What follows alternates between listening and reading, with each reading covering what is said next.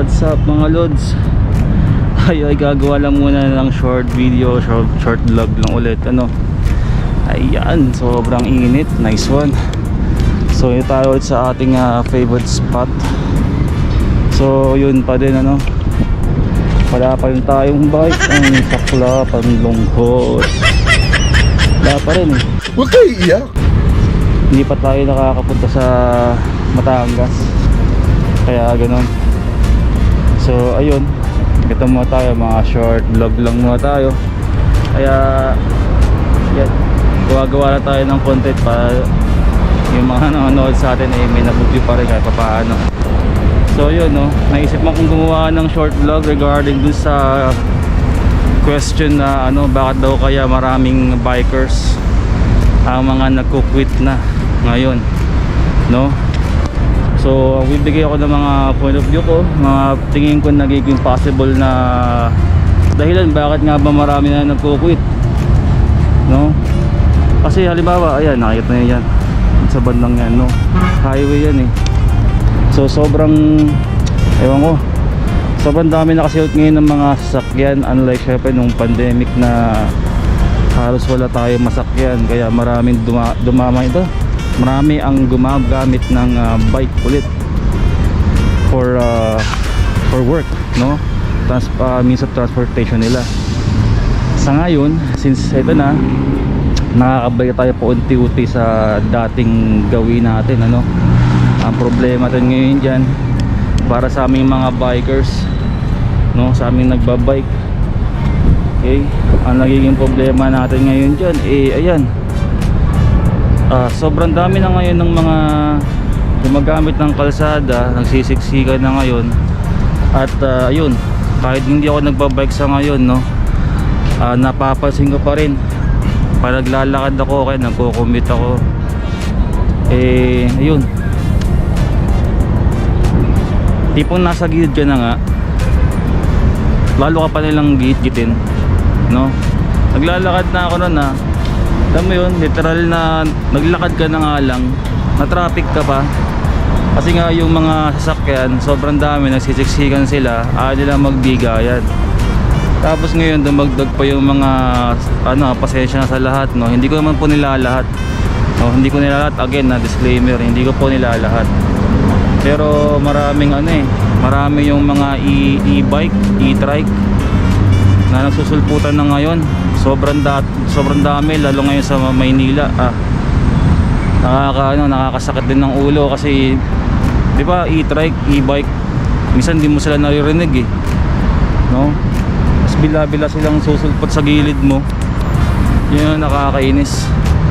Wala silang minsan control sa pagmamaneho nila. Bilis pa nilang magmaneho. Yung iba diyan, bawat nakakasakay ako ng e-trike, kung makapag-overtake sila, kahit mo yung takbuhan nila is maabot ng 80 o 100 para lang tipong layo-layo nang yung overtake nila, tapos talagang minsan sala talagang alanganin yung overtake nila. Nakakapikon, isa yun sa mga nagiging dahilan kung ba't kumukunti na rin ng mga biker, kasi nga mas nagiging delikado na naman tayo ngayon sa kalsada, sana tayo pagdating sa kalsada, mga men, tayo, hati-hati, bigayan tayo, hindi tayo hari ng daan, walang may karapatan sa ating manakop ng daan, may makikita rin naman ako mga kamote na bikers, na hindi rin nakasunod minsan.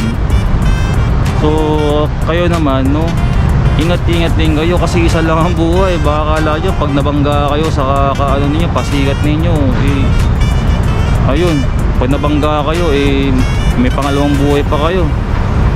Mahirap yun. So mag-ingat din kayo, sumunod tayo sa batas, trapiko, kasi sa payan, yun nga, balikan ko lang ulit, sa nakikita kong dahilan bakit nga ba may mga bikers na nagkukwit. Yung iba kasi nga balik trabaho na, lalo na yung mga taong on site, ayun, kwenta sila magbike kasi nga doon na sila ulit, balik sa work sila ngayon. Tapos syempre dahil nga bumalik na rin yung halos lahat, parang 100% na ng transportation. So yun, medyo yung iba pas pinipili na lang din mag-commute ulit, no? At saka syempre yung mga taong busy sa work katulad ko, no? Nagiging busy na naman ako sa trabaho ko. But it doesn't mean na mag-quit na ako mag-bike kasi syempre yung totoo, yung bike ko nasa Batangas pa. Kukunin ko rin yan mga lods, mga ilang araw lang, no? Bumubuelo lang tayo, makahinga-hinga lang tayo sa ating trabaho at babalik tayo ng Batangas. Kukunin natin yung bike natin. Namimiss ko na mag-bike kada Sabado, Linggo. Namimiss ko talagang pumapadyak, hinahanap ng katawan ko, no? Yun nga lang, syempre dahil wala akong ensayo, medyo kinakabahan tayo sa magiging ride natin pabalik ng Maynila. Dahil syempre walang ensayo, di papadyak na naman tayo. Ang kagandahan lang nun sa lugar namin, ano yun, umpisa pa lang ng ride, ahon agad. Pero after ng mga unang ahon na yun, the rest, lusong na siya, tapos patag na, no? Mga ilan na lang yung mga aahonin natin, like yung tulay o naman, no? Siguro naman kayang-kaya natin yun, kahit papaano, kahit wala masyadong ensayo. Pero yun, kahit wala masyadong ensayo sa pagbabike, dire-diretso pa rin ng exercise kahit papaano, para di tayo mabigla once na makuha na natin yung bike. Kaya ito, ayan, short vlogs lang muna tayo. Basta ba? Yun, marami din kasi nagko-comment na kaya daw marami din nag-quit na mag-bike, no? Kasi yung iba, nawawala na ng gana. Siya na nga po yun yung dahilan, kasi nga nagiging delikado na naman po para sa ating mga bikers ang kalsada. May mga lugar na, diba dati may mga bike lane, no? Yung bike lane na para sa atin dati, ngayon wala na, hindi na rin nare-respeto. Marami ako nakikita lahat ng klase ng vehicle, katulad ng motor din. Ako may motor ako, pero pag sinabing bike lane, dadaan lang ako doon kung sakaling halimbawa talagang wala namang nagbabike sa part na yun. Saka lang ako dadaan doon. At saka talagang pinapauna ko mga nagbabike dahil nakaka-relate ako, no? Kung minaw naman sa akin magbike at napadaan ako talaga sa bike lane, hindi ako magmamadali kasi pa-priority ko yung mga kapwa ko biker din, no? Pero yun, may mga nakikita ako, yung jeep, yung mga sasakyan, kung kumain ng bike lane kalahati, no? Yung tipong nasa gilid ka na nga, git pa rin sila. Yun ang nakakasama ng loob minsan. Pero sa ngayon wala tayong magagawa, bigayin talaga. Kahit sila hindi nagbibigay, ikaw yung mas malawak ang utak, intindihin na lang din natin, no? Hopefully lang talaga na hindi ka madiskrasya ng dahil lang sa mga tulonggos na yan, no? Isa pa, dahil nga yung ibang mga bike lane noon na meron tayo dito dito sa Maynila, no, napansin ko tinanggal talaga, nawala na rin kung nawala na ng silbi, nawala na ng saysay. Okay, yung sinasabi, narinig pa ako nung nakaraan yung issue ng na pinapanood ako, bandang Aurora Boulevard, hindi nagbabike, nasa bike lane siya ngayon. May narinig daw siyang humaharurot sa likod niya na jeep. So gumilid siya ng konti, bike lane yan, gumilid pa siya ng konti.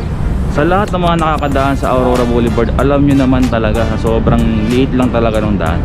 Kasi ako dumadaan ako pag aakit ako ng Antipolo, So gets ko yun nga, kailangan mo talaga magbigay, no? Hindi ka basta-basta pwedeng magreklamo sa pocket bike lane ka, ganyan.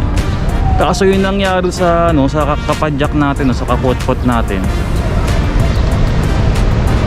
Yun na nga, nasa gilid na siya, gilid-gilid palalo siya, no? Nung jeep, kalahati nung bike lane ang kinain ni Manong. Tapos nung tinatanong niya, sabi ni Kuya Biker, no, wag mo naman masyadong git-gitin yung bike lane. Kasagot pa naman ng driver, ano kayo, special kayo? Yun ang nakakainis mga lods, no? Basta lang kumita sila ng pera, di bale makadiskrasya. Sana wag naman ganun, no? Shoutout po sa lahat ng mga driver, wag naman po sana tayong ganun, no? Kasi halimbawa naman, 'di ba? Alam ko naghahanap buhay ho kayo. Pero tignan nyo, kung sakasakali maka-aksidente ho kayo, kayo din ho namang problema, 'di ba? Gagastos nyo rin po yung discretion ninyo. Kaya hangga't maaari ho, kung malaki-laki ang dala ninyong sakyan, magbigay tayo konsiderasyon sa mga maliliit, no? 'Di ba? Lalo sa mga nagbabike. Ano ba naman laban ng bike sa isang jeep pag nabangga mo, 'di ba? So, yun lang mga lods. Sa mga kapwa ko biker, like kayo mag-iingat. Sa panahon ngayon talagang delikado na ngayon ang kalsada na naman, no? Marami na naman tayong kasabay sa kalsada. So, tayo, since tayo ay bikers, no? Tayo na lang ang umintindi dahil tayo ay malawak ang ating no, lawakan na lang natin ang ating pangunawa, no? At saka yun, laging alis sa daan. Huwag kayong basta-basta din bila-bila kayong liliko o naman o kakain din ng kabilang lane, no? Aminado tayo dyan, may mga nakikita rin akong kapwa ko bikers na lumalabag din minsan, no? So huwag kayong popwesto sa isang sitwasyon na alam nyong talo kayo.